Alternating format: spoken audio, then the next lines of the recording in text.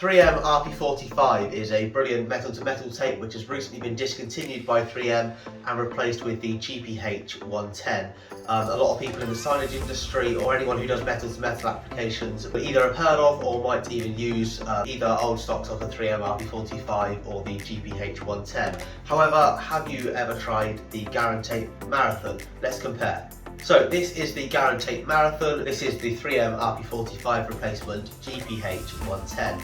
They're very similar tapes, they both look the same, and it has a lot of qualities which are the same. So for long-term temperature resistance on these two tapes, they both have a 150 degrees Celsius long-term temperature resistance, and then a short-term temperature resistance. They also both have a 230 degrees, which is a minutes and hours temperature resistance.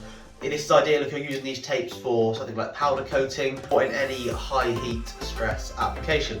In terms of foam density / strength, the RP45 has a 710 kilo per meter cubed strength rating, and our Extreme Marathon has a 760 kilo per meter cubed strength rating. 3M recommends 72 hours to let their tape fully cure. We recommend 24 to 48 on our Extreme Marathon. In terms of peel strength, the 3M offers a 21 pounds per inch of peel resistance, and then the Extreme Marathon offers 36 pounds per inch on a 90 degrees peel.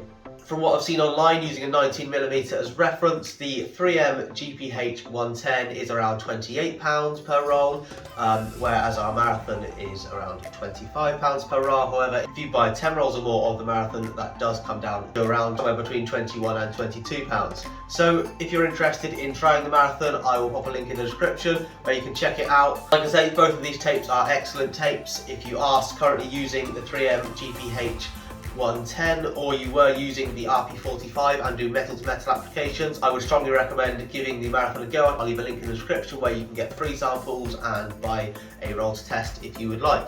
Thanks for watching, be sure to look out for our next video.